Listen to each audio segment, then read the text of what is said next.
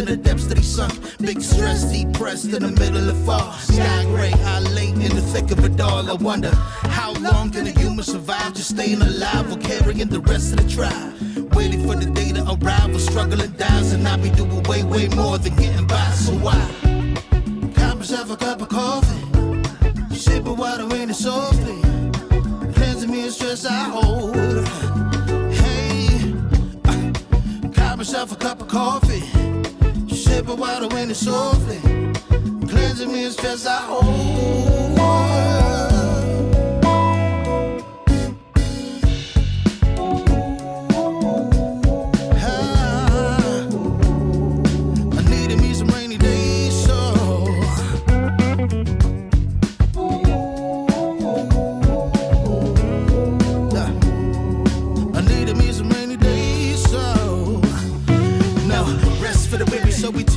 Realize life is so much more than just living a day. Every day I can sit and reflect and breathe and connect to myself and all that I've been given. See, giving up is not an option. So when I'm looking at gray skies, I'll be adopting a new way to deal with a test. Lord, relieve me of stress. The rain be looking like when blessings drop in. And so I cop myself a cup of coffee, sipping water in it softly, cleansing me of stress I hold. Coffee, sipping water in it softly, cleansing me of stress I hold.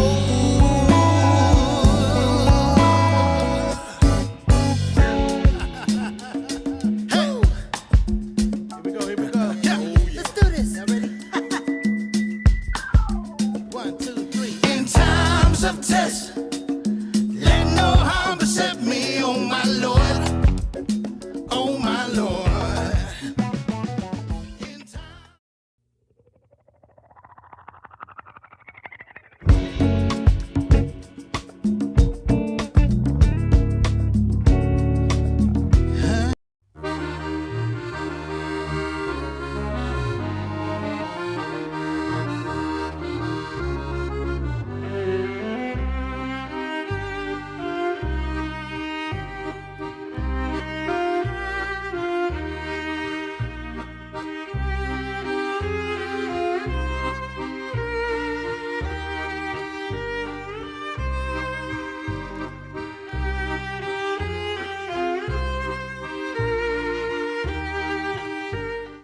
Get yourself together before it's too late.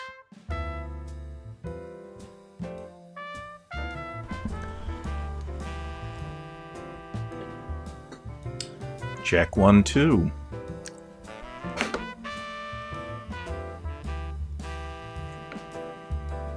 Check. Check. Check.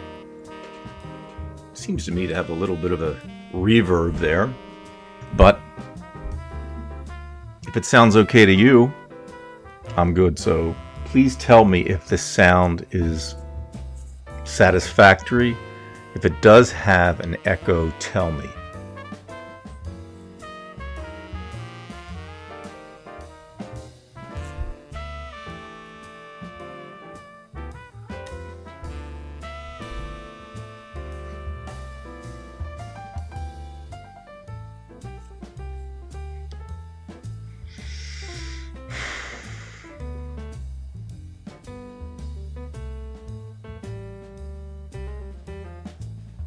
All right, that sounds great. Thank you, Sandy. In my opinion, two of the most important things I've learned about streaming, obviously the audio's got to be right, because I've had nothing but problems. That's been my weak point since I've started this thing years ago, especially when I was using OBS with Paul. It was murder. And to this day, I really don't have it down. Now I can kind of work through the controls here. Sometimes I forget when I switch screens, scenes. Sandy would know this. But that's the key, is that sound. And the other thing is the lighting. An example, I don't have a great camera right now. I'm using the one from the computer, even though I do have a 4K camera. But no matter what lighting I used to use with my 4K camera, it would come up really, really grainy. And there's always this sweet spot as far as lighting. So even tonight, I don't even have a very good lighting. I mean, in the room, it's all right. I messed with the controls, and here we go. But as long as it's visible and you can hear it, that's the key. So anyway, those are the two sticking points. And for anybody who streams, that seems to be the key.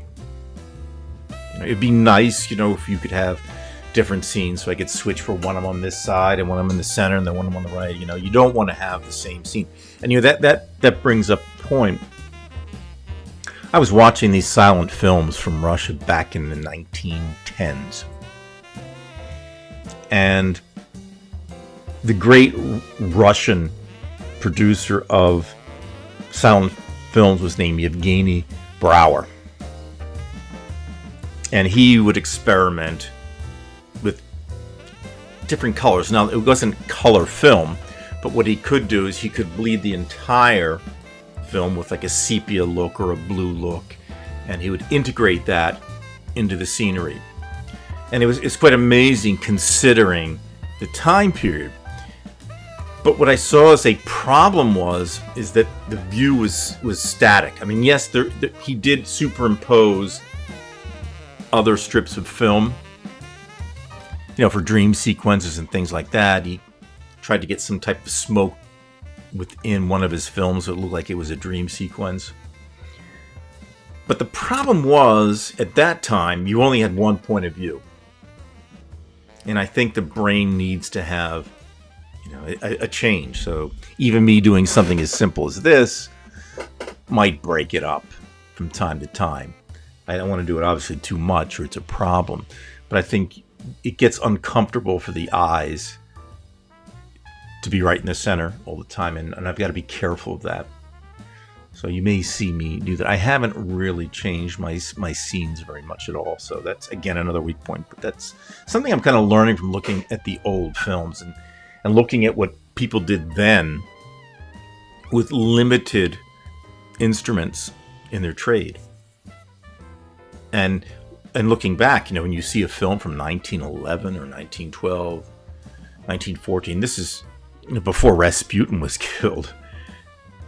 It's quite amazing what they did with simple instruments. One camera.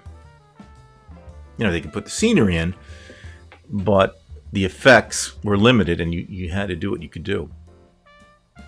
So, yeah. Learning from something from over 100 years ago. All right, so first of all, good evening, everybody. It's great seeing everybody. I can see up the side of my view here. I got Sandy, Veg, Karen, Kinky Anthony, Bark Eater, Kinky, T-Bone. Yeah, and I'll have to set you guys up for next week. And whoever else is here, I'm glad to see everybody. May not be a long show tonight, but I do want to cover a few things. First, an update, and this especially for Veg and T-Bone. I did send 2 clips to David right from that portion of the show last week where both of you had asked Dave to come on, even if it was for a minute or 2 or 5 minutes, whatever it was. I did send that the next day. I've had no contact with Dave. However, my wife, Ronnie, did speak with Judy, his wife, yesterday, and it's not going well. Dave, I think, is sleeping about 18 hours a day. That's a long time to sleep.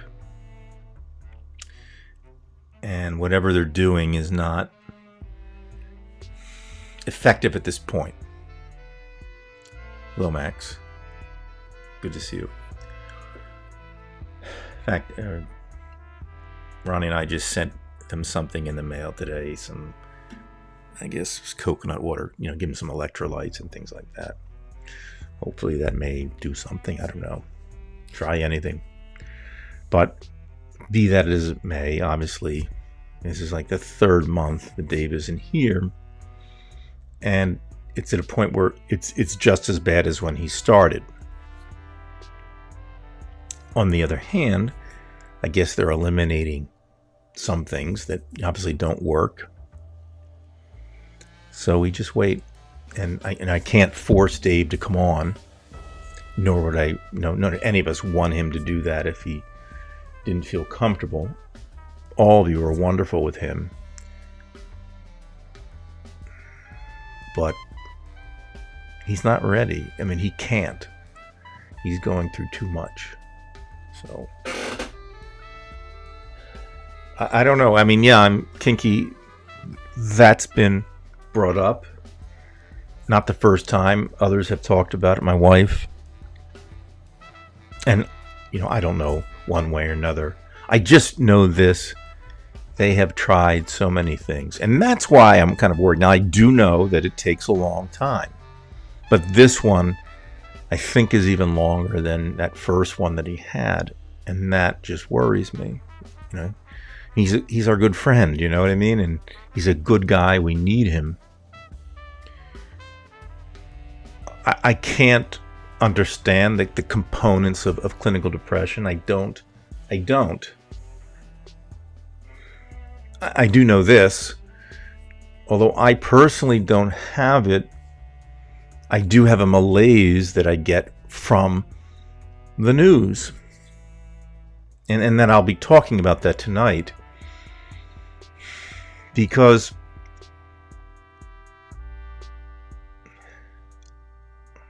I don't know how to explain it with the Trumpers and Trump specifically. They're so implacable. They just don't give up, and there's no sleep. And so you do this and you're effective, and then they do this.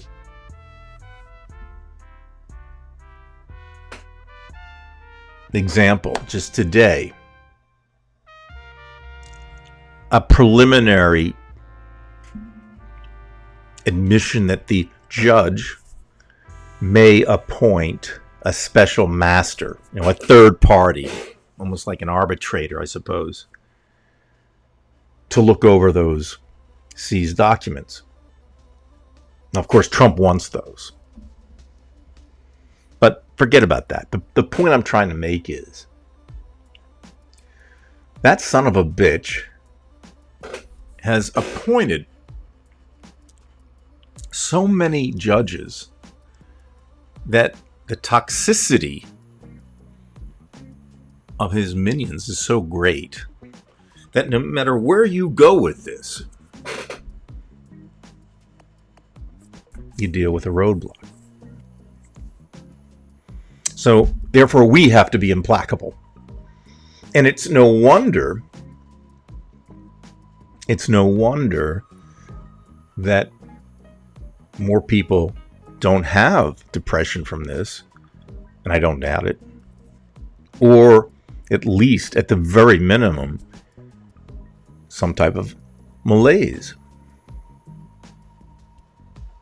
I mean, I like to stay informed, right? You like to stay informed. But when you start looking through the lineup and you watch whatever you watch, whether it's on YouTube or on television, you're trying to get good information. I feel that I've been exposed to fair and rational explanations of what's going on. Sometimes you just have to shut it off. And for the first time, hi Nina, for the first time, I said, I've got to find some other outlet, something outside of my comfort zone, something that I don't always expose myself to. So today I started listening to Pavarotti and some classical music on my walk. Not something I usually listen to, but I just had to get my mind out of its comfort zone because I'm used to this same pattern. And I think that's important for all of us. I'm not here to tell you to do anything. That's the last thing I would do. I have to get myself straight. But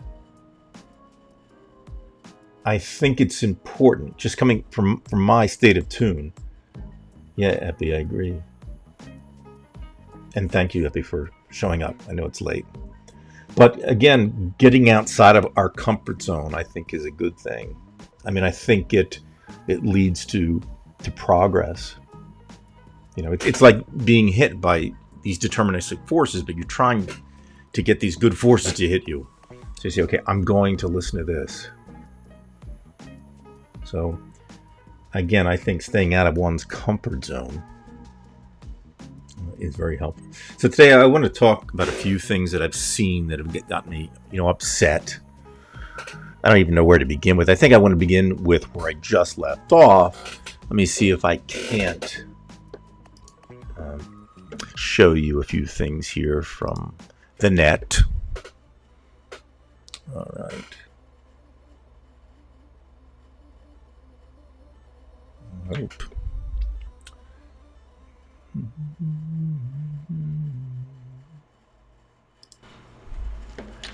All right. So this is exactly what I was talking about. Let me see if I can get myself in here.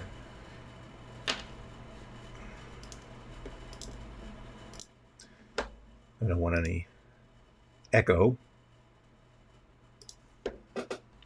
So to your left there, you'll see the headlines. The judge says she has preliminary intent to appoint special master to oversee Mar-a-Lago search review.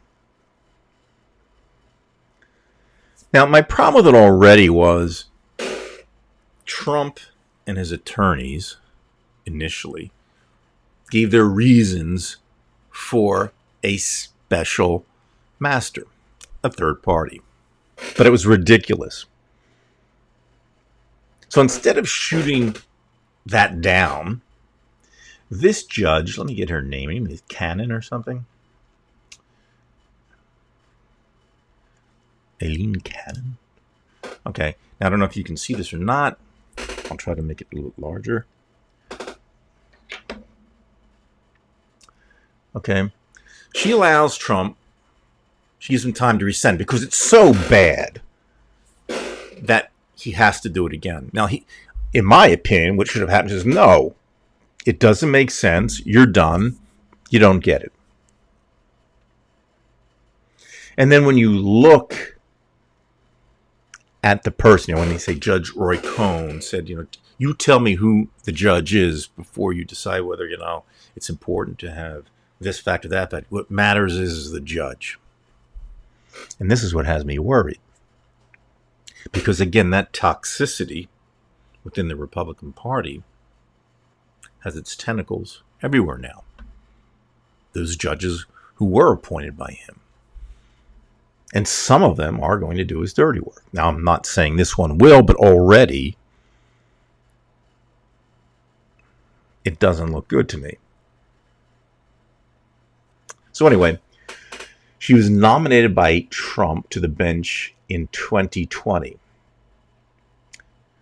Is asking the Justice Department for a public response and additionally file under seal records go into greater detail about what was seized from the search, as well as a notice laying out the status of the review of the seized materials, including the process of filtering out privileged information. Well, we kind of get the idea now that there's a lot of important information that they've found, especially if they're spies. Which could mean somebody's life. Of course, Trump doesn't care. Trump just wants to find out what they know and who ratted on him, because that's the person he really is. What he's really concerned about is loyalty. He wants to be the CEO. He wanted to be the CEO of this country. He didn't know how to become president or be presidential. He knew how to be boss. And boss doesn't like not being boss. It's like a principal being let go, given the bowler hat, so to speak. and they're angry and they walk out and they say very, very nasty things because they feel they've been wronged. And this is essentially what he did, and he took things with him. But again, getting back to the bigger point, it's the toxicity that, again, the tentacles, which are all over the place now. Now you can't know whether you're going to get your way. And it's kind of like what happens with a jury. 11 out of 12 people can say this person's guilty, but you get that one person who sits on that jury and they made up their mind, or he or she made up his or her mind before the trial began, and they're going to make everything fit. And there you go. And that's what worries me if he's indicted, because they will probably find some trumper there, no matter what, or get the right judge, like Bruce Schrader, who was the judge in the Kyle Rittenhouse fiasco.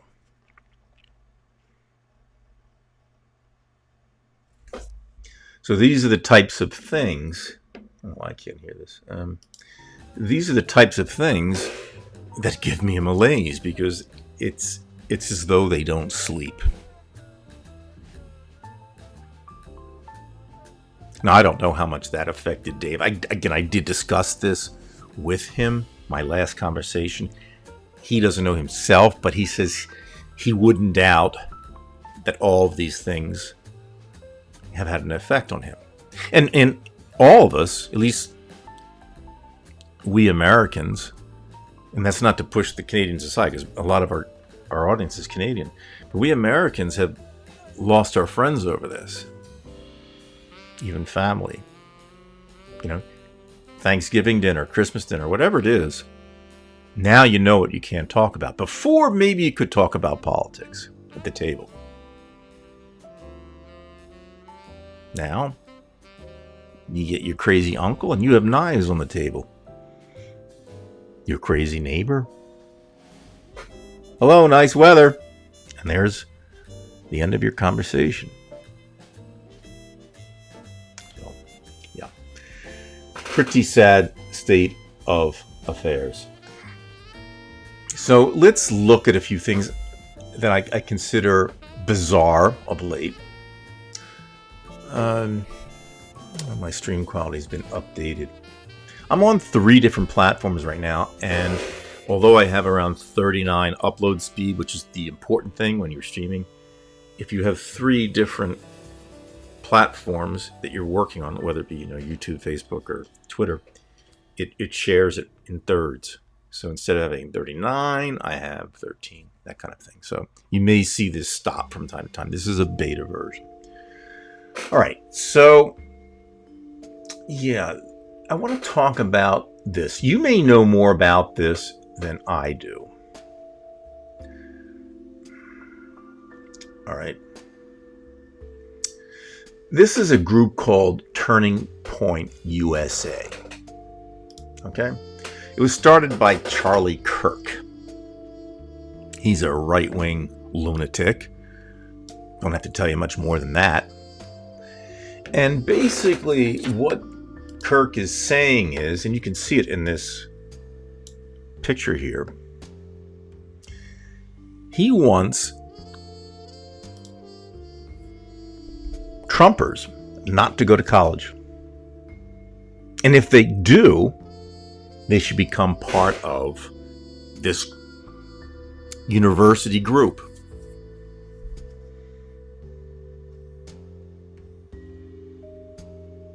And of course, they're called TPUSA. All right, so we'll just take a quick peek at the Wikipedia. Okay, as I said, I believe it was started by Charlie Kirk. Okay,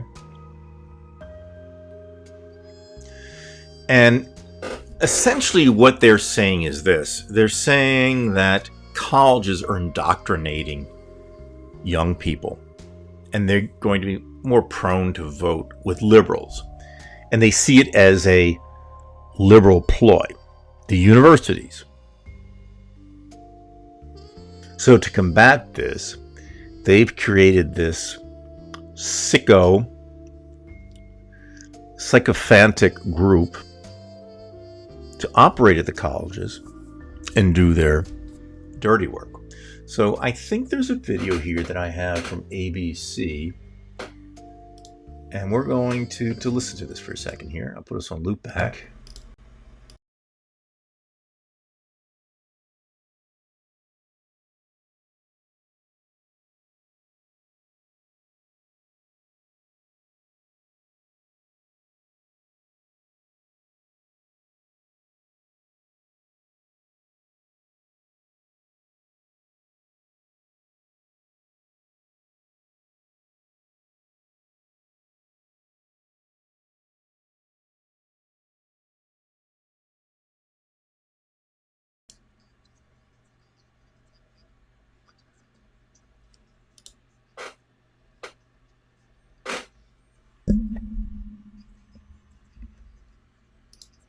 Republicans who aren't upholding conservative values. President Trump told the crowd today that the future of the Republican Party are with young people. Across the country, we need young people like you to get involved, speak up, join campaigns, run for office, and help us reclaim America. We have to reclaim America. The issues we have discussed today are just beginning. There is so much to be done. If we are going to save our country. ABC Action News political analyst Dr. Susan McManus says that this is a turning point for both parties. Democrats know that they have to start reaching their younger population and breaking into the independence. And here you have the Republicans say, look, right here in Tampa, Florida, we've got 5,000 young people who are conservatives to the nth degree, who are going back to their high schools and colleges and going to start getting people engaged. Tampa is going to be a city to watch. The traditionally blue city is becoming a hot spot for young Republicans, and thousands of young Republicans will return to the convention center tomorrow, where the summit continues. Okay, let me go back to my original scene.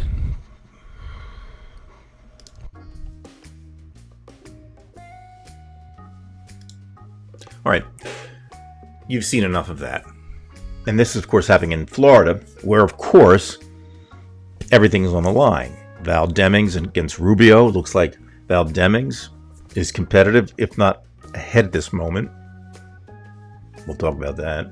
And then you have Charlie Crist, not my favorite guy, but streets ahead of DeSantis.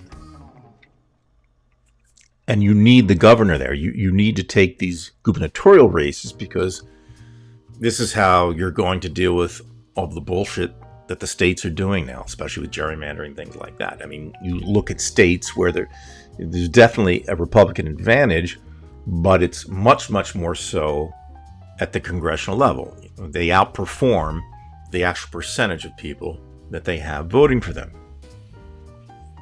So Florida seems to be, the bellwether state as far as what's going to happen.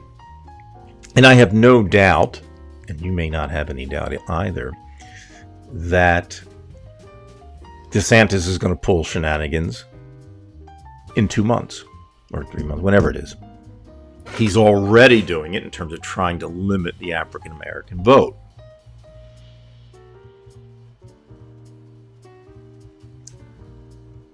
We can only hope that despite that, Val Demings can still win. Now, even if she does win, again, if this becomes a priority of these Trumpers, I don't even want to say the Republican Party, because it's a fascist movement, that they're going to challenge these things in courts. I'm talking about within the state. Hence, when we had this problem with Trump, now we've got it in every state. 50 states, 50 times the problem. So you can see what's coming up. And we know what happened in Florida in 2000. And my suspicion is it's going to happen again in November. Not only Florida, but again, it seems to be the state that we're going to think of. And that also leads me to my next comment, that, as I've said, the Republican Party is a fascist party, but we cannot fool ourselves. We can't really think of them as the Republican Party. Trump has taken over that party. So if you're some kind of psycho, you may be considered normal. Now I want to take us back to Twitter here. This is something just vicious. I know, Veg, you had quite a time of it this week with one of your trollers, and you handled it beautifully. Not everybody would even do it. You did it. But let's take a peek and listen to this crazy shit. So I'm going to bring us back to the other scene. All right. Hopefully you can see this. This is from Twitter. This is from Representative Swalwell. He's obviously from California. And he and Schiff are the ones that seem to be in the bullseye of these lunatics. He, Pelosi, I would consider AOC part of it. There's just certain individuals that they really want to go after. And he's one of them. And the shit he's put up with is just absolutely insane. And you would think they would do something. So let's look at the comment that he makes, and then we're going to listen to this shit. And you have to listen to it because this is what's going on. So Swell says, you're going to have to... No, see, this person, this lunatic says, you're going to have your head on a stick. You can't stop the Trump train. And then Swell says, this is Trump and McCarthy's MAGA GOP. They don't condemn the violence because they want the violence. And that's the case. They want this to happen. So let's listen to this. You won't like it. There's a warning, but, you know, we must be realistic about what's going on. The American Patriots have had enough of you motherfuckers. You're just one of a dozen people who's gonna have your head on a stick, you little bitch. You little bitch. And there's your free speech for today, you little maggot from Trump Nation. You pigs can't stop the Trump train. You motherfuckers lay one finger on Donald Trump or his family, and you'll see the bloodiest civil war this goddamn world's ever seen. And that's a promise from America, not a threat from me. Oh, gee, you don't have to thank me for calling, you little bedwetting faggot. I just called to give you a quick heads up. Tell that fucking Jew bitch, that old Jew pirate, you know, your DOJ, fucking Hebrew, that kite. Tell that fucking Jew bastard to take his fucking phony affidavit and rip it in half and shove half of it up his ass. Fuck you, you bedwetting bitch. You're supposed to be a member of the House Intel Committee, and you're sleeping with the Chinese Goose 5, and you're stealing our U.S. Congress. Fuck you, you little faggot. You little maggot. You little blood-sucking, soul-eating maggot. Fuck you and every other soul-eating cocksucker. What's that other cocksucking Confederate general? Fuck all you motherfuckers!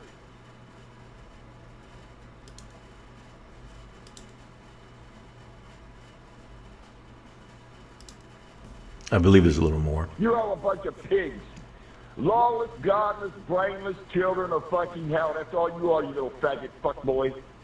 You better pack your bags and move over to China with Chi-Chi, motherfucker. Bang, bang, and Chi-Chi. That's where you better move to, you little bitch. The American Patriots have had enough of you motherfuckers. You're just one of a dozen people who's gonna have your head on a stick, you little bitch. You little bitch. And there's your free speech for today, you little maggot from Trump Nation.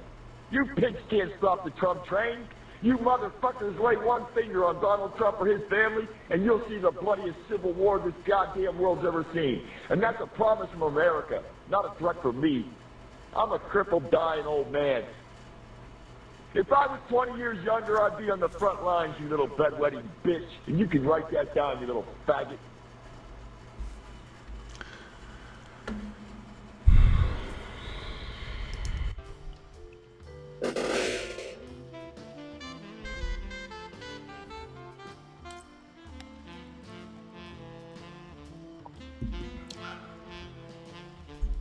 This is what we're going through now. It's that type of monster. And they're all around. Yes, Kinky, he sounds pretty dumb, and that's the problem. Because those who are ignorant are dangerous. Ignorance is not bliss. Ignorance is violence.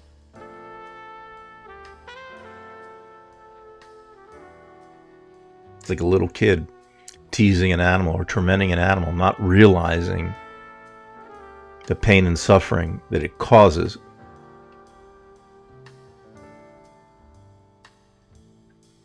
And I mean, I'm not surprised to hear something like that. I feel very bad for Swalwell. But the fact that, where's the outrage? Even from somebody like Alan Dershowitz, who's been such an asshole. Where are you, Dershowitz, for this shit? Nowhere to be seen.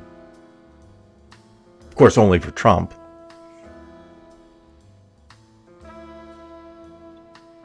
You know, if this had happened during the 1960s or 70s, there would have been something that would have been done. There would have been outrage all over the place.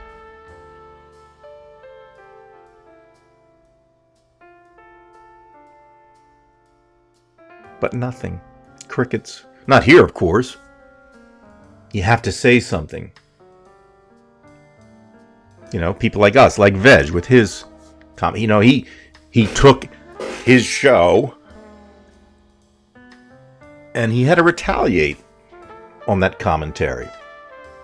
Not something he would want to have to do, but you have to do it. It must be addressed. It was, Ken Veg, quite well.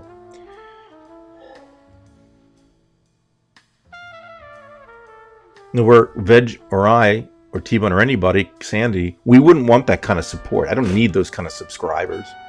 And thankfully, I don't have any yet. But if you think of the quote-unquote fascist Republican Party, and if you think of their minions as subscribers, they're cool with that.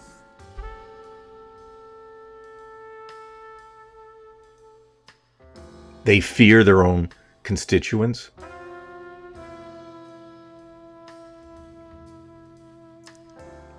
I mean, it's repulsive.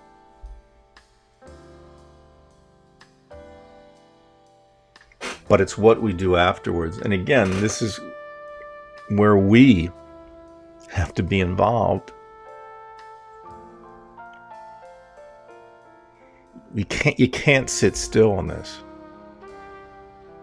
And then this idea that somehow we're the ones who are infiltrating, like as if we're cockroaches. But they're projecting because they are the ones who are infiltrating. Teaching science is teaching science. It's not a political view. And to this day, there's still people who don't believe in climate change on that side. Now, some of them are changing, but to me, it's too late. Because now, everybody kind of knows it's real. I mean, the dummies are now realizing, hey, it's fucking hot.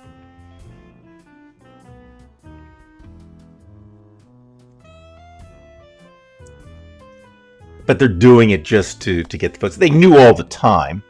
Guy McPherson used to say that. He thought they knew all the time. In fact, let me go to this. There's a guy, interesting young man. His name is Sanction Ivan on YouTube. Let me keep the sound effects on. Sanction Ivan, young guy. He's in his 20s, early middle 20s. And I actually spoke with him yesterday. So he had one of these live shows, which he did take down, by the way. He has a blog every day. He travels around Moscow and he shows how the sanctions either have or have not affected life there. So there was an open forum yesterday on his live show, and I started.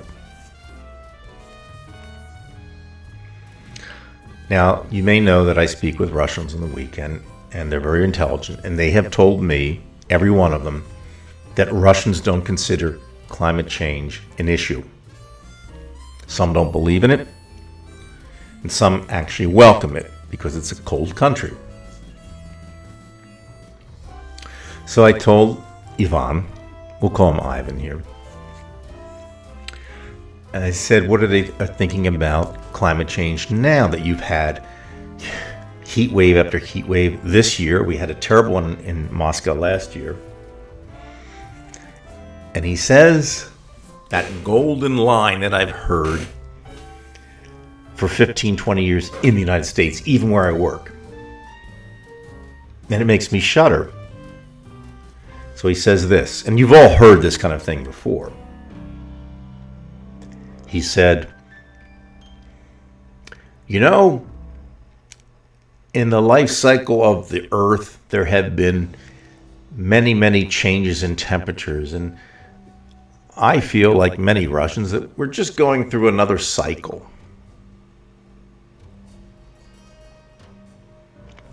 And of course, I had to answer him. I said, Ivan,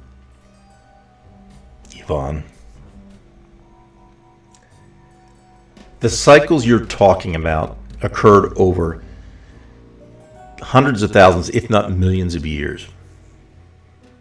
We're talking about roughly 100 years here, a little longer. But most of the damage in the last 100 years.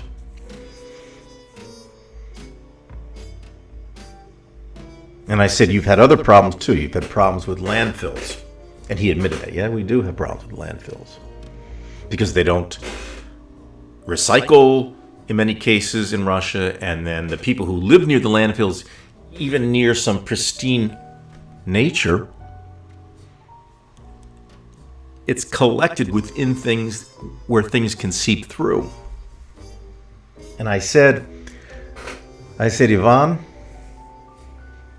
your climatologists know, just like we do, what's really going on. They know about the methane. They know about the increase in temperatures. They know it. The reason you don't hear it is, quite frankly, for the same reason that journalists don't say anything. And that's because they are afraid. And for good reason. You can literally lose your head as a journalist for saying the wrong thing.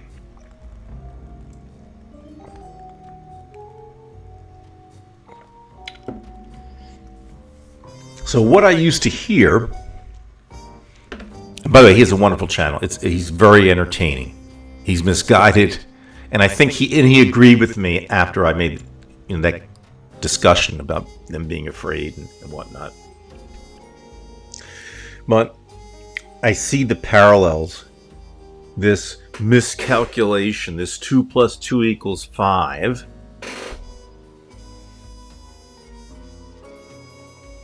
in thinking. We have accepted, not you, not I, but we, plural, all these Trumpers have accepted this accepted ignorance. Like it's okay to just say whatever I think is the truth.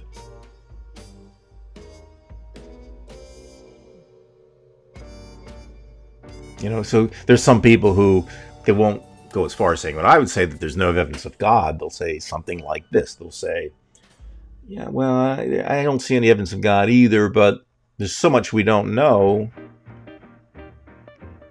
So I believe there's a power out there. Even Dave kind of does that kind of thing. Again, I don't see any use for saying that. Because it's kind of like saying the same thing that people were saying to me 10, 15 years ago. The Earth went through cycles. I mean, they try to say something that sounds rational. And they use it as if it somehow will inoculate them from any criticism about taking a stand that we're not going through global warming.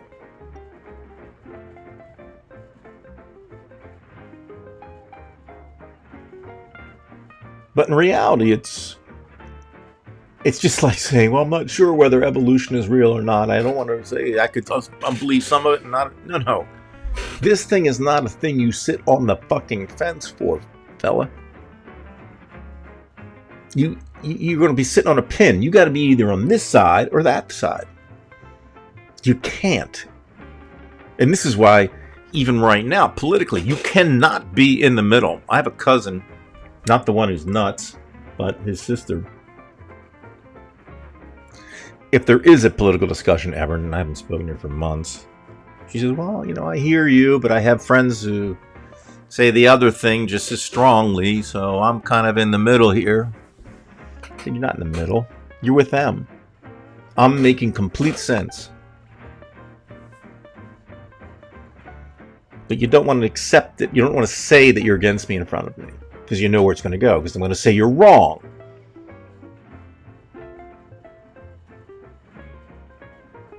Hence, this is why I can't even speak with my own cousins without an infuriating argument.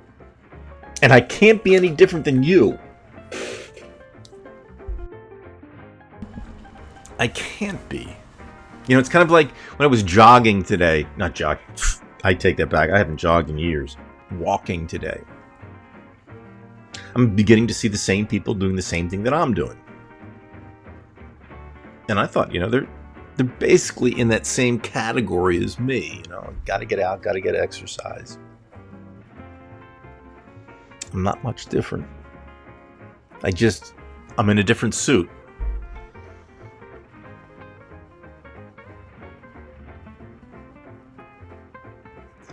So, you have to be experiencing this, all of you, at some level, except if you're in Canada. Nina and Veg and Kevin and whoever's out there from Canada, I think you have a much more reasonable environment to work in, unless you have this empathy for the situation here, and I think that's what makes you guys so great, is that you feel it.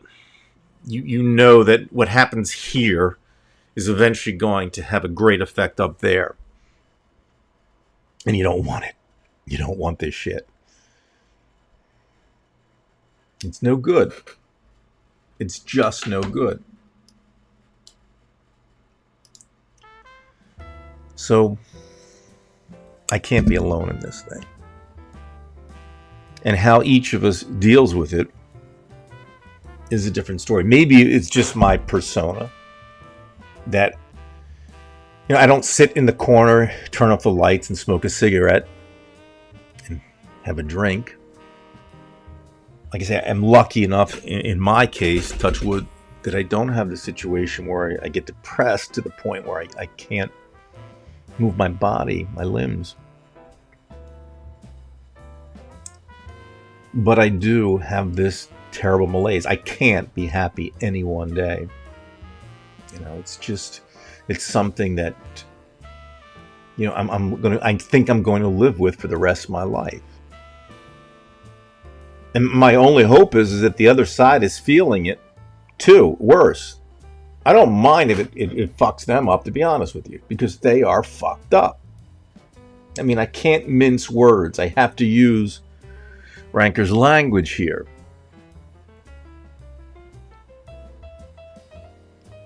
It is what it is, right? You can't use too many euphemisms with this. It's that bad. I went off on one guy who's got 5 million subscribers. He has this good channel about auto repair. You may even know who he is. The guy's name's Scotty Kilmer.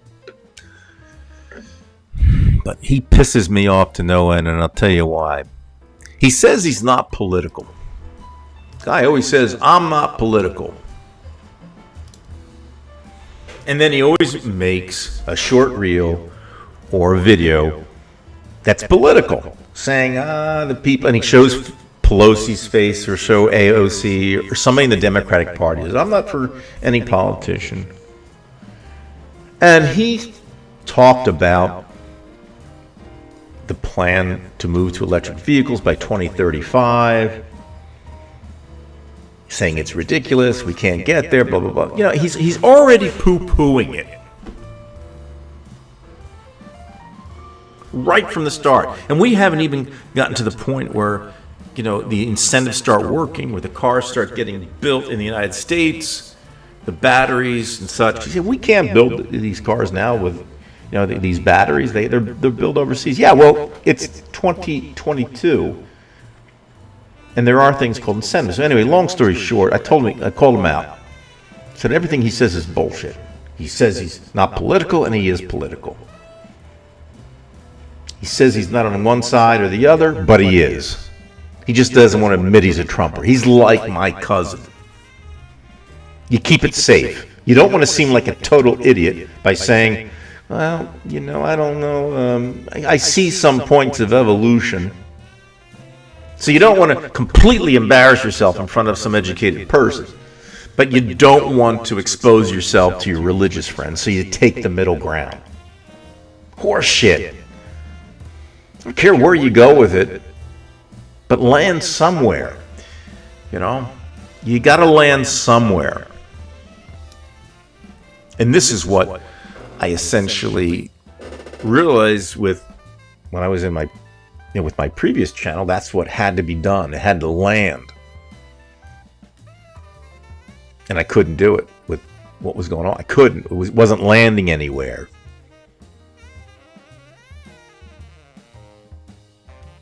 I needed to land. So we got to divide and we stand. A lot less subscribers, but I don't care. We couldn't be in an environment. I couldn't be in an environment where, we're just fence sitters and talking to fence sitters and shit like that. Or people who don't do anything. You can't just talk the talk. You got to walk the walk. I know it's a cliche. But sooner or later, as I guess Mario Savio said, you got to lay your back on the gears. And you got to stop the machine. Because if you don't,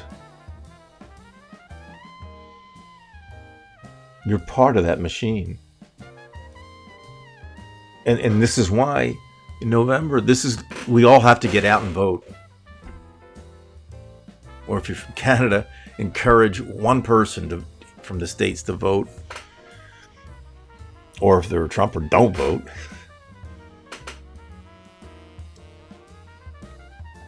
We've got to win this thing, folks. We've got to win this thing or we lose everything. And those of you who are in Canada, you'll lose it too. You don't want a fascist neighbor to your south.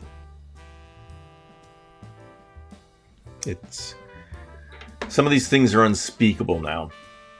So I just wanted to show you that one individual. Like I say, he's got over 5 million subscribers and he gets political. And usually I don't make comments on people's pages, but he deserved it. It was kind of like the anti-thing of what happened with Veg, where you had some asshole essentially took a shit on his page. And Veg didn't want it. It's like you came into my house and you shit on my carpet. Right? Veg is basically what he did.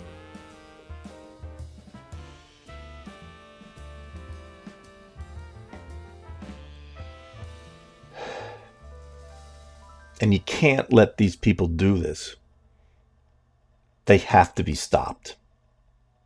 They have to be stopped. They must be stopped. And I grew tired of it. I couldn't do that with the reality report. Just couldn't do it. I was the type of person I had to do, and I had to do what I was saying and say what I was doing. And that's why I called Dave up. He said yes immediately. Because I knew Dave would do that. Dave walks the walk. And I think this is why I'm close with all of you, because you are those types. Especially the ones that I watch the channel. Sandy, T-Bone, Veg. Because you guys do it. You give up your time. None of us have to do this. You know what I mean? I mean, we have to. I give up a couple hours of my week.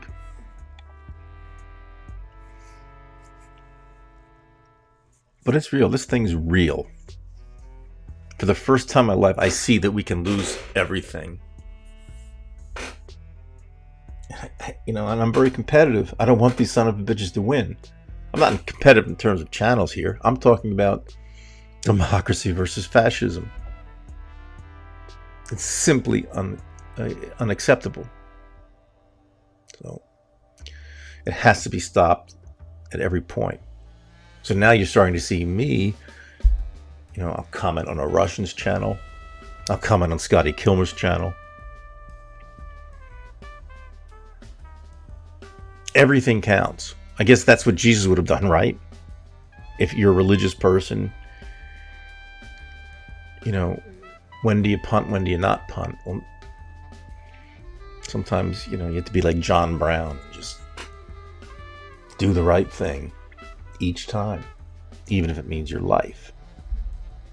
Let's go to some of the commentary. I think what I'm going to do is I'm going to go to the most recent commentary because I know I won't be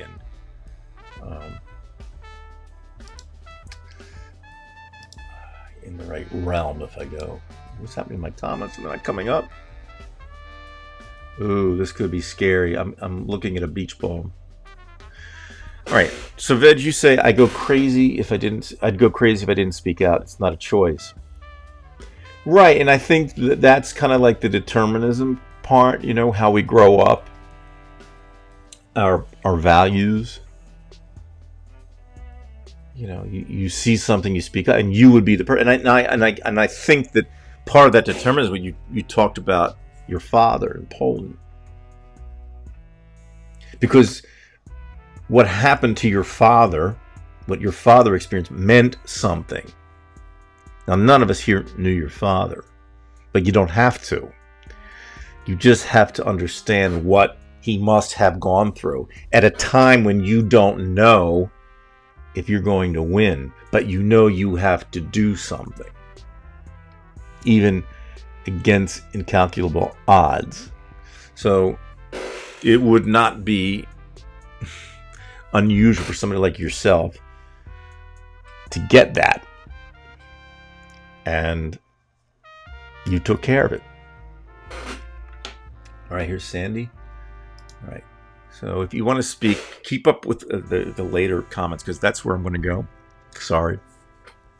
I'm actually very private where I live because I'm not 100% sure some people would understand me, although I have a Max Bella Pia sign outside my house. That brings up something, Sandy. I have a Facebook friend, a person I went to high school with. I didn't know her in high school very well. Just somebody kind of, if you went to a large high school, sometimes you just know people by face and by name, but you might have said 2 words to them over those 4 years.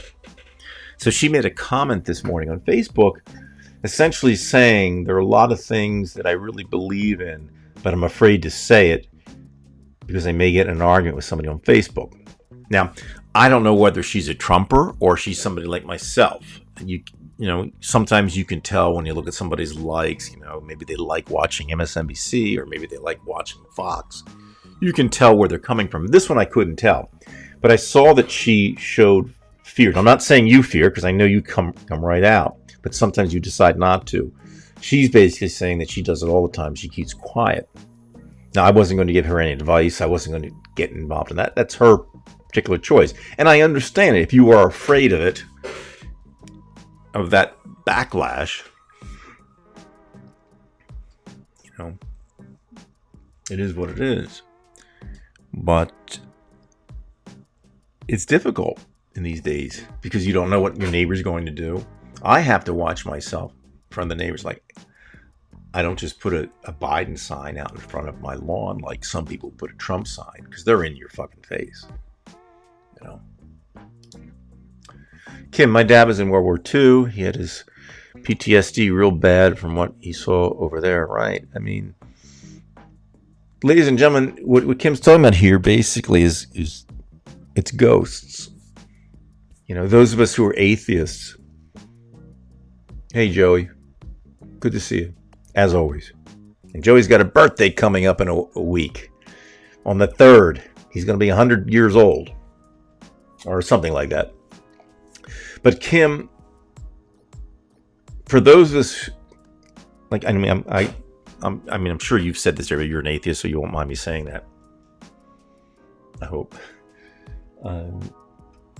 Our ghosts are the things that live with us and you can't get out of your head. A bad experience, something that we may not have made the best choice. Many of my poor choices in life are still up here. And if you have some type of guilt system, which is a good thing, at least you evolve. Like I've said, you're not always the same. You can be a better person. I can be a better person. You have to evolve, and the ghosts tell us don't do that again. Example. I was around 11, and this is no excuse. There is no excuse for this. I love my dogs beyond any human you cannot know. And I remember I would take the pillow out of the pillowcase and I put my dog in there and I'd go around circle because I thought he'd like the ride. And I was like 11. And it's kind of terrifying for a dog. And my mom said, stop it. It's not. And I did stop. And I look back. I thought I was doing something fun for them, but it wasn't good. It was not good. But that guilt that I had, because at some point I realized, no, this isn't good. It wasn't fair to the animal. I mean, I didn't do it long. I mean, they weren't bleeding or anything. It was just a minute, but it was not good. And I never did it again. I remember one time I just got in a bow and arrow and I shot it up in the air and I was very careless. And my dog was out there. And I realized when it came down, oh my God, it might hit my dog. Now, it missed him by about 10 feet. And you know how much I love dogs. I never shot an arrow again. Just like my father during World War II, when he was doing security guard. He was an SP for a little bit. He was given a gun and he didn't know how to fire it. And he accidentally pulled the trigger and shot it up in the air. He told me he never wanted to have a gun again. One of the lieutenants said, all right, Weinstein, you don't have to take gun duty. He was nice about it. But those ghosts never leave you. So while a religious person might talk about ghosts being, oh my God, I see his apparition or something. And Kim, I hope you relate to this. Our ghosts are worse. I don't know about your ghost, but I have ghosts. There are things that I will stay with me. Those mistakes which I've made that I consider transgressions that I should not have made, they live with me. But the good thing is, like a dream, they're a reminder of something going on that's important, that you knew that you did it wrong. I knew that I behaved poorly, so I don't shoot arrows again. I don't put my dog in a pillowcase and take it for a little ride. And I feel bad. I was 11. I don't care. I knew better. If he didn't seem to enjoy it, I should have stopped. Thankfully, my mother said so. I'm angry with myself to this day. No, he didn't get hurt. There's two of them at the time. I could have killed myself for that now, So, for the atheists, we have ghosts. That's the price we pay. Unless you have no sense of morals or ethics, then you don't have ghosts. But those are the worst ghosts you can ever find. I could deal. I kid you not. I could deal with if I saw a real ghost, which I'll never see, in my opinion. But I could deal with that.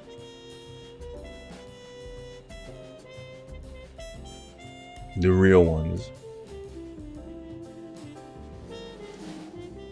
are the ones that stay with you. It's your past, a reminder of our imperfections. All right, okay, I'm just going to kind of look around here. Sounds like a man kind of thing. I'm not putting you down, Brian, but I think we would have different things that we can't shake. Well, I don't doubt that, Sandy. I don't doubt that at all. But I still can't shake those thoughts. I mean, that thought that I did that was bad. A couple things I said in my life, I'd like to take back. I think, and you have to be careful now. I mean, I have to be careful because now I'm at a time when the times are intense. You're prone to going off and saying things that perhaps you don't really want to say. At that moment of risk, do I say it or don't I? Now that's different than what happened with Veg, where Veg has to clearly go off and say, "You just shit on my page, fella. I won't have it." But in terms of in a fit of anger, we might say something we don't like. And we don't want to create any more ghosts. I don't want any more ghosts. I appreciate that, Anthony. I believe I do. But despite the fact that I have ethics and morals, I still am very flawed. And most of it comes from my past. And the person I became resulted from what was around me. Whatever the conditions were, just like you all have had your conditions, your situations, things you had to deal with, influences, bad influences, friends, family, that kind of thing. It can be for better or for worse. So, for example, in Veg's case, it was for the better because he realized, my father fought for this shit, to stop these lunatics, risk his life, and you're going to shit on my page for that kind of crap? You're just shitting on not only my page, but you're shitting on my father. Because that's really what was happening from a deterministic point of view. Veg's understanding. I mean, I don't want to play psychologist, but that person's unknowingly shitting on his father.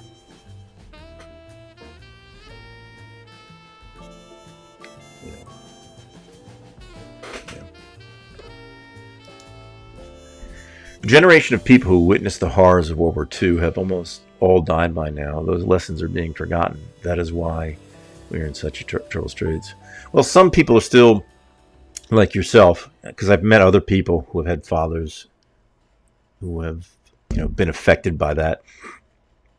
I told the story. My uncle was a war hero. He got a Silver Star and Gold Star, Purple Heart. He was considered a hero because he went behind the lines in the Battle of the Bulge.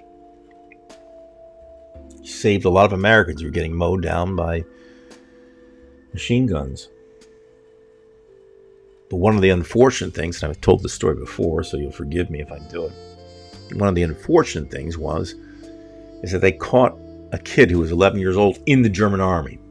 Because at that time, Hitler was putting youth in there. And they were behind enemy lines. So they called the commander. What should we do with him? He's got a rifle. And the commanding officer said, if he goes back, he's going to alert them where you were and what happened. You got to take him out in the field. You got to put a bullet in his head. And that's it. My uncle never even told his children this. The year, he was 92 when he died. I think it was at 91. Ronnie and I visited him. And he told me that, my discussion. Because we all knew that my Uncle Harold wasn't going to tell anybody about what had happened. Until then. And he said to me something interesting. He said,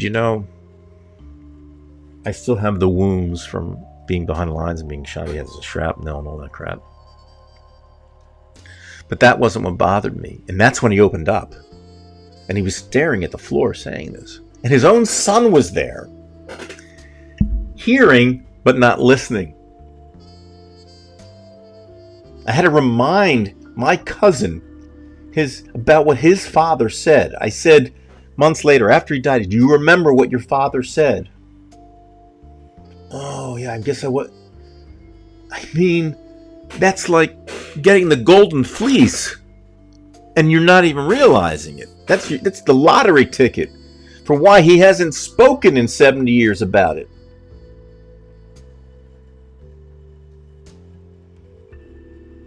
Because he still remembered that face with not one bit of facial hair. And they had to kill the kid. His ghost.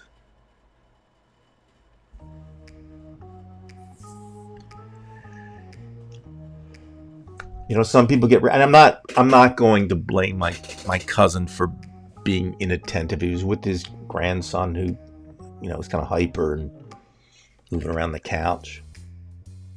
But my wife and I, you know, looked at each other. We knew exactly what was happening there.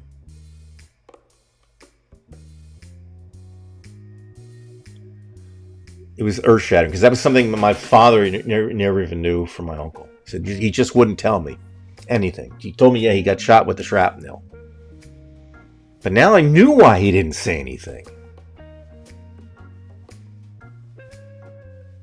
And my only guess was he didn't want the burden of that ghost on him. Just like somebody has to tell that secret that you know. Don't tell anybody.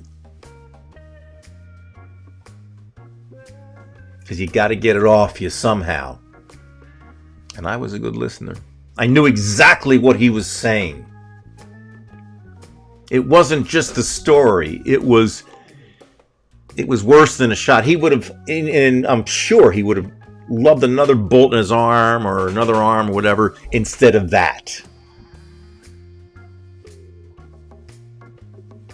Because he still saw the kid's face.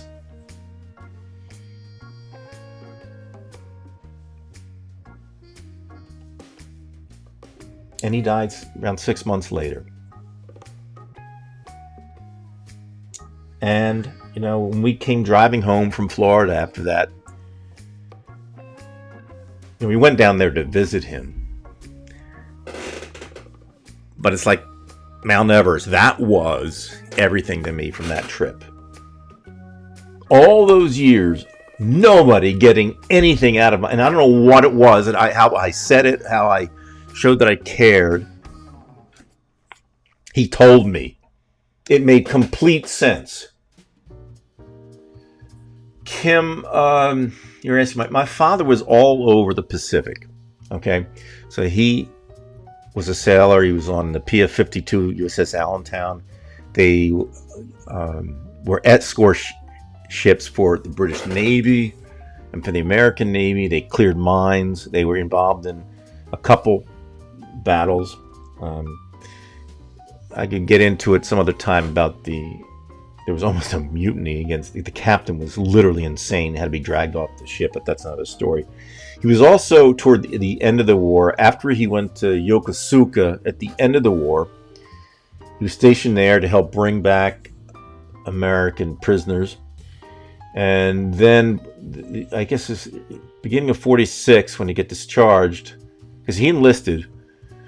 He was at Kodiak Island up in Alaska in September. And then, you know, the Bering Strait was freezing. And he said that, you know, I have a video somewhere of the whole thing. I'll pass it on sometime.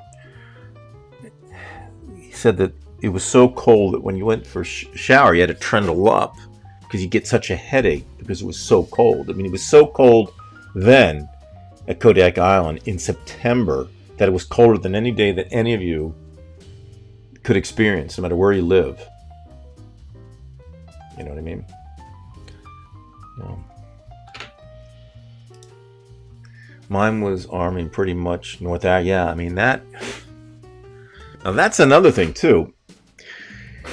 You see, with the North African campaign, I'm not a historian, but I understand what went on there, and that was an important thing because, you know, they had to defeat Rommel and all that. Those soldiers who were in North Africa, you're not only dealing with the battles, but it's the intense heat every day, the sand fleas. You know, it's that constant discomfort. You know, I mean, my uncle had, you know, some battles, but that was the main thing. You know, his thing behind the lines, you know, which took place over a few days. Now, again, he paid for it on the way back. But my father dealt with a lot of crap on the ship. He dealt with a lot of people like Veg was talking about today. Some good, some bad people.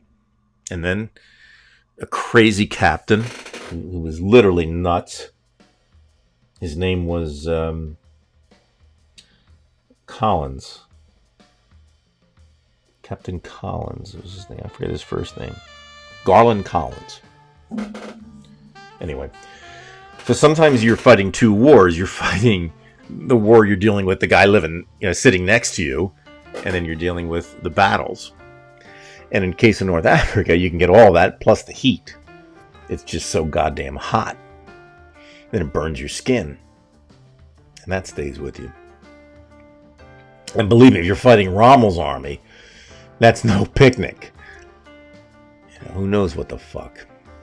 So, again, you don't have to experience it yourself. If you're intelligent and you can put that in your mind, you know, just imagine a hot day and you're kind of uncomfortable, you know, the mosquito is biting you, you know, think about that all the time. Plus, you've got the other shit. My dad wrote a diary, and my late sister put it on a disc, and I have yet to read it. Oh, God, you got to read that. You've got to read that. I'd like to hear it myself. You've got to. I would. That's important. Epi, sounds like a very strong and personal man who did his duty to his colleagues and his word to carry out whatever is asked.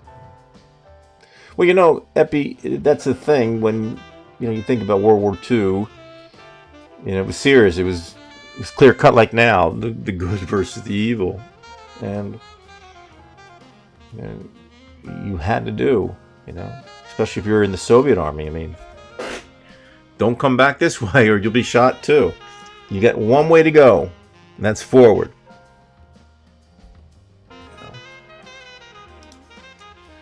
My one grandfather was stationed in Bermuda on the Atlantic Defense in 45. The other grandpa was 17 and saw the human husks return. The ghosts haunt me a bit.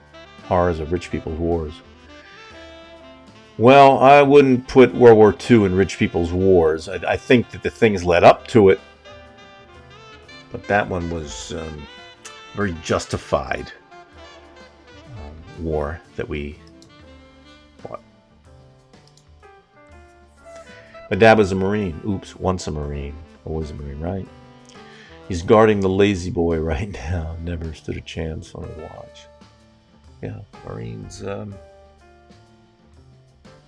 know, just never forget that. My dad was a Marine. I just did that, right? Yeah.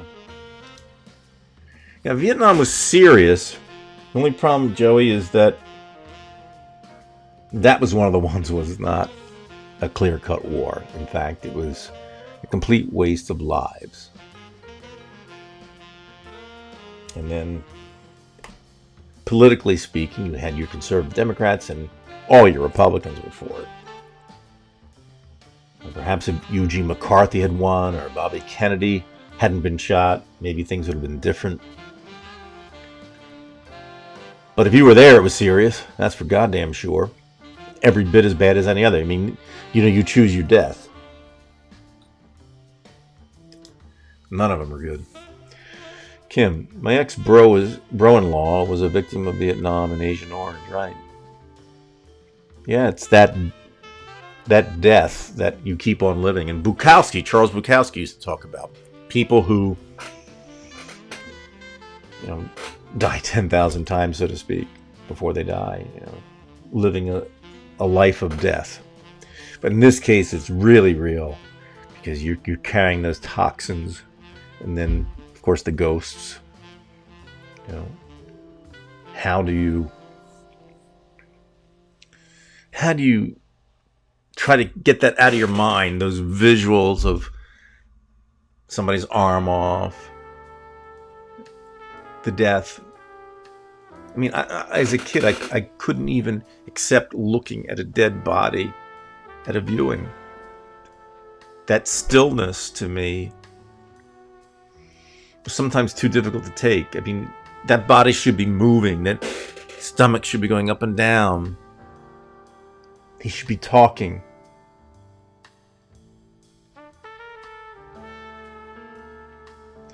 There's nothing worse than a shell of a human being. It's just... I hate viewings.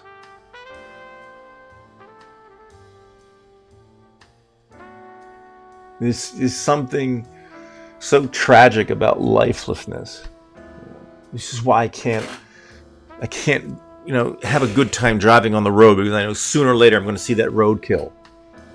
Because some asshole had to get his hot dog at 7-Eleven, and he was rushing there and just had to run that turtle over. And by the way, I saved a turtle this week. That was one good thing. I saw a turtle on the side of a road, and I saw he was in the bush, and so I said, well, he'll be okay. But I went back after I went to work this week, and I saw him in the middle of the road, and I stopped these two cars, a truck, another car. I thought they're going to run the fuck over. I got that turtle, took him in the direction that he should be going. I got him near a creek. I was so happy. One fucking victory. And I would have felt guilty if I saw that turtle smashed on the road, believe me. And the only reason I didn't take it the first time is it was going in the right direction, what I saw, and it wasn't on the road. I'll leave it alone. But luckily I was smart enough to come back. But get back to the original. It's that death, you see. I can't take it. See a dead dog or a dead cat. The minute I see a dead cat, I say, why the fuck can't you keep your cat in your house? It's dead because you fucked up. Because of your fuck up.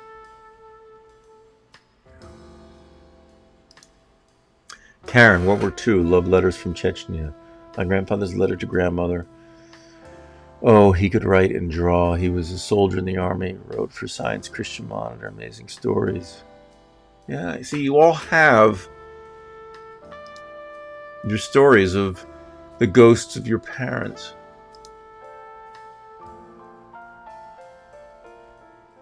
Yeah, I mean, it was definitely a result of World War One. I'm just saying it was clear cut that we had to go to war in World War II. There was no way to keep out of that. That motherfucker's, that's like the troll for Veg. Veg said, yeah, take my fucking channel and just shit on it all over. Take complete. Now, we had to do something. Yeah, I mean, I know that World War One was a money war between two countries. And it led to World War II, but it was clear cut. It was vital that we went to war with Germany and Japan. Every day I have gratitude that I don't wake up in poverty, war zone, refugee life. Really, this is even greater gratitude that I was born and raised. Yes, Nina, you're absolutely right, because all you do is see these horror stories, the videos from Ukraine. I mean, I could pull them up right now, but why do it? I just saw, when it first started, I saw this picture of this dog. This guy's dog, he couldn't get it to move. It was so frightened from the shelling. He wasn't injured, but he was so distraught. The dog was a Labrador, and his legs were spread out. He couldn't move off the road, and the guy's kissing it and trying to get it to move. But it was so shell-shocked. And you see a little kid killed at a railway station, 4 or 5 years of age.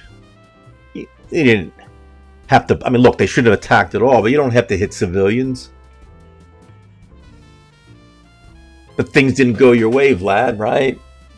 So I'll just get real dirty, right? And I'll just punish them.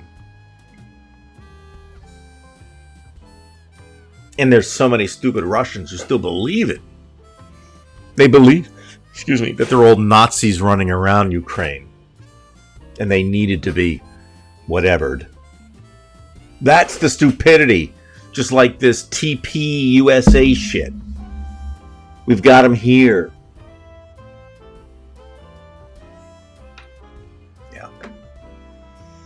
Stupid is dangerous. Let me tell you. Stupid is dangerous. Dead foxes, yeah. I mean, Ronnie hit a fox one night. She went back and it tore her apart. Came out of nowhere. Hit a tire. Yeah. 50,000 Americans died in Vietnam, then they're going to make expensive sneakers for Americans. Yeah. It's the irony of it. When I think of war killing harmless civilians, children, I know the majority of these murdered are the world's next geniuses. That's how it works, karma. For putting such assholes in power. Well put. This was my show on today. My fox got hit. Lived on my... Ah, jeez. I'm sorry to hear that, Sandy. I don't know how that must feel. It's...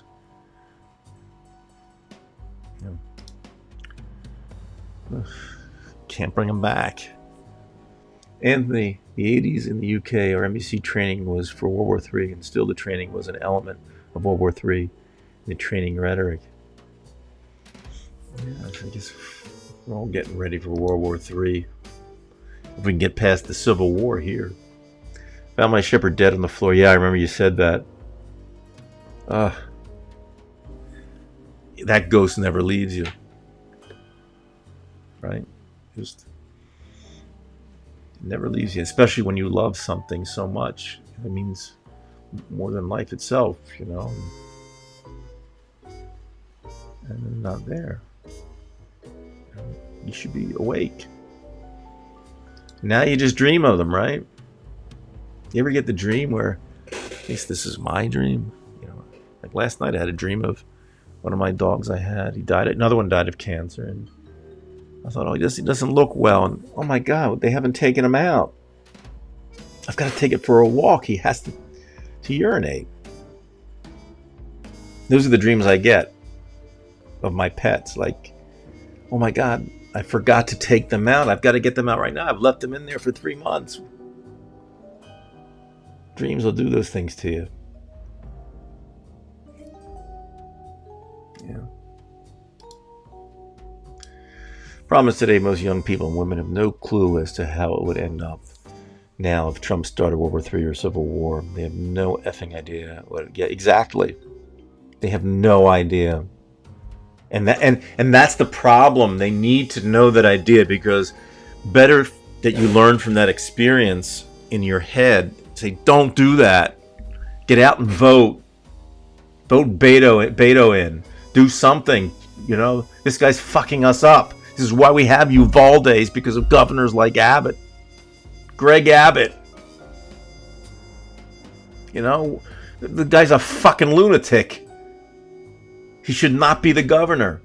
And if Beto happens to get enough votes, you got to hope that the fucking Republican Party in Texas doesn't try to steal that election, like he may have done before. Yeah. You drive yourself nuts, Kim, trying to figure it all out. You know, just, you know, there's no, as Bukowski said, I keep quoting Bukowski here, and I'm paraphrasing. There's no win in the end in any of this. I think this is where Mendham's right. In the end, there's no win. We still lose everything we've had. The best we can do is the best we can do.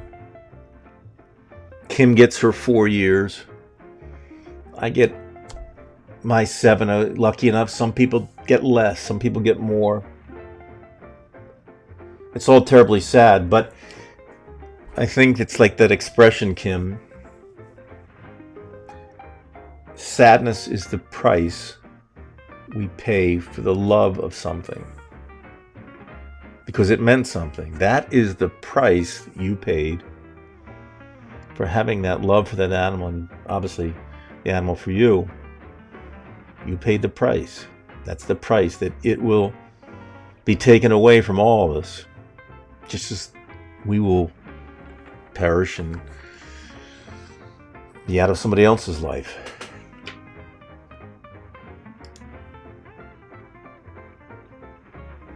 Hartman was so good last week. Jefferson Smith was filling in for him. Amazing. You know, somebody posted that. I'm going to check that out. He has a nasty moderator. Let's see if I can pick it up. We still see images of her. Yeah, well, that's the same thing for me, Kim. And if there's any solace in it all, and I think we've been through this before, it seems to be a rotating topic because it means so much, that at the very least, very least, Kim, we are not alone in this experience. You know, this is why what Nina was saying about feeling thankful about, you know, where they are, right, where she is right now in Canada, because she as much as she doesn't live in that experience in, you know, Kherson or in Mariupol, she gets it. She sees what is going on there and can appreciate it in that negative way, that somebody's suffering. And we all have to come to grips. There is no win in the end. But again, I'm going to keep quoting Charles Bukowski tonight, ladies and gentlemen, is that he said something to the effect, I'm saying this again and again, of life is about how we walk through the fire. How we walk through the fire. And that's why I love his writing. It's so direct, and why I don't necessarily latch on to everything that Bukowski said. That's essentially what it is. And Joey's right. Joey knows about Peabody. You know, he was my closest friend. I was responsible for him.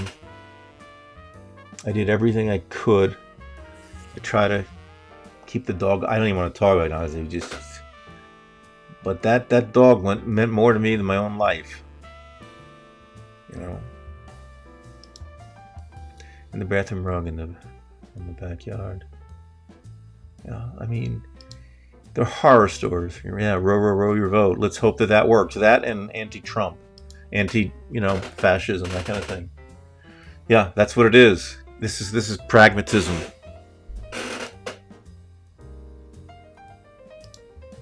In large channels, it's hard to have a chat. Like I had that chat with that Russian guy, and he's getting really popular.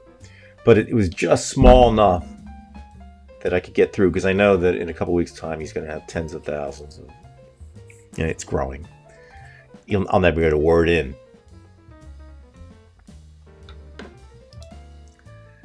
Send the Republicans. Well, we hope, T-Bone. We hope. We're dealing with a formidable enemy, an evil enemy, a stupid enemy, which is just even more dangerous. Right now, Kansas was the abortion thing, Roe versus Wade. Will that translate at the other levels? I don't know. They're so manipulative there. And now a lot of them are backtracking, and saying, well, I'm for the Supreme Court decision, but in the case of the death of the mother, or if they're raped, I'm not for that. You see, they're dirty. They're playing it both ways. Marco Rubio is doing that now. It's such a slippery, nasty game they play, because they'll do anything for a vote.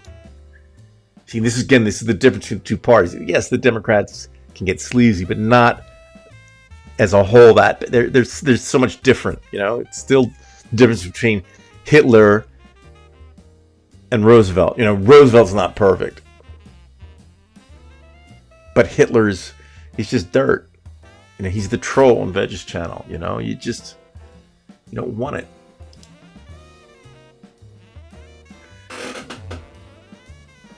don't like Brian. What the hell? I don't know.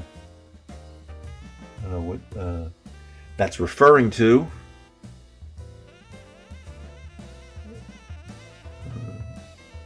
I guess I'm not. I don't know. Oh, you have to like folk some of the smell. Damn, it's getting dark. Really enjoy watching the outside this summer. Yeah. Oh wow, watching outside. That's interesting. Thank you, Kim. And we love you all. And Dave was here. He would tell you that too. You've been really wonderful. You know, and you're very. I remember my wife said, you know, she was telling me, you know, after the show how, you know, that woman Kim, she's so honest, and she, you know, she shared her experiences. Not everybody does that, you know, willing to show, you know, their personal experience, and she thought that was wonderful. She thought that was so great. She may even have said it too, but I remember afterwards she said, you know, it's just wonderful that person would do that. You know, my wife likes those kind of people. You know, just really real and honest. You know, just tell it as it is.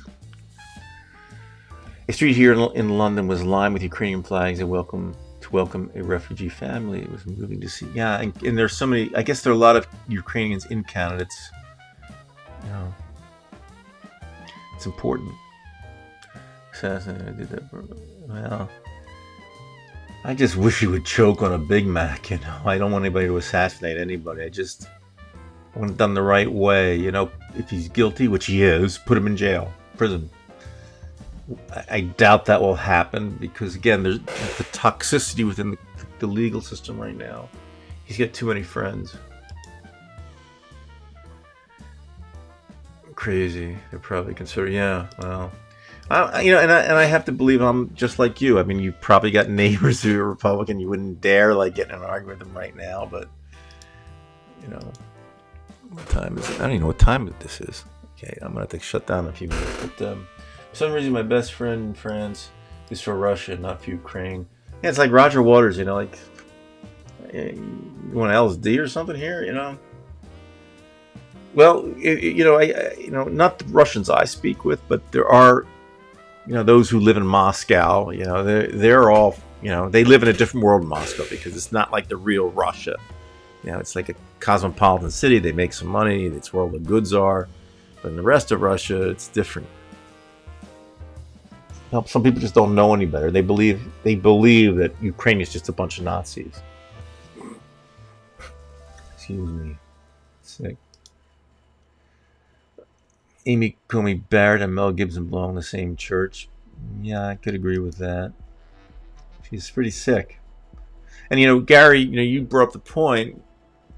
You know, if Trump is indicted and he's put in prison, which again looks, I still say it's unlikely. You know. What about the 3 Supreme Court choices he made? Should they be invalidated? Now, you and I would say, yeah, sure, invalidated. But again, we're not, it's not like, boom, the president can do this. Can't. We can't negotiate with ourselves. There's another party, and we're a nation of laws. And unfortunately, they have a certain amount of control. Your friends like dictators? Well, that's essentially what it might be. Hungary's experiencing that problem to some degree. Poland, with Hungary, with Viktor Orban. I mean, he's fucking nuts. But a lot of the people are saying, hey, yeah, because they believe like the Fox News shit there. Certainly some Republican women will defy their husbands and vote Democrat because of Roe. I hope. And I think that those guys are so cautious that they'll threaten them if they find out they didn't. You know, good husbands, right? You know. Catholic, well, that might be a reason. Go to church. Validate them. She should even be said. All right, so listen, it is getting late, folks. I did want to end a little bit early tonight, and I thought I'd been on kind of longer than I expected, but it was nice because we had a nice little chat here at the end of the show.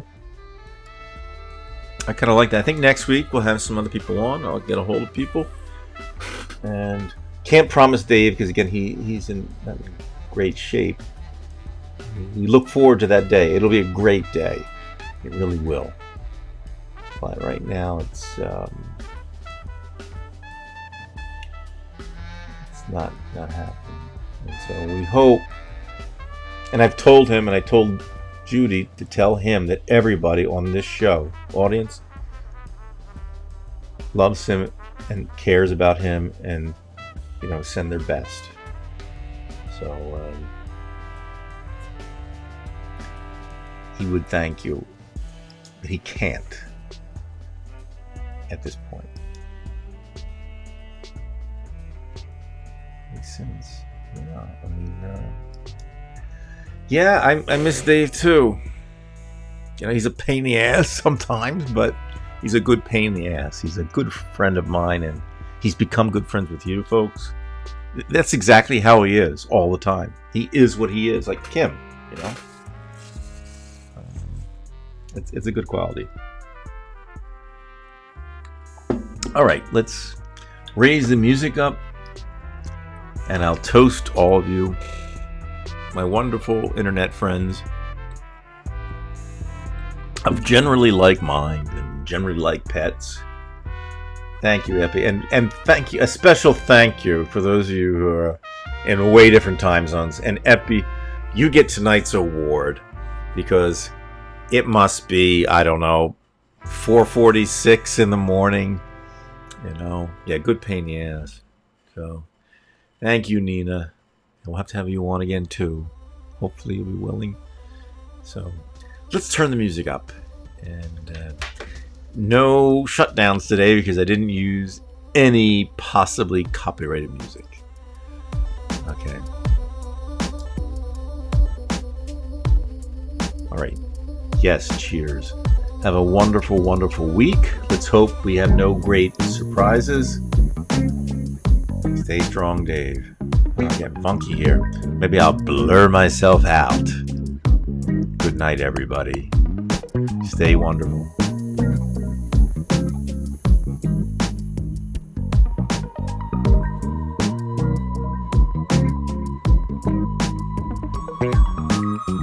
Like the dying swan.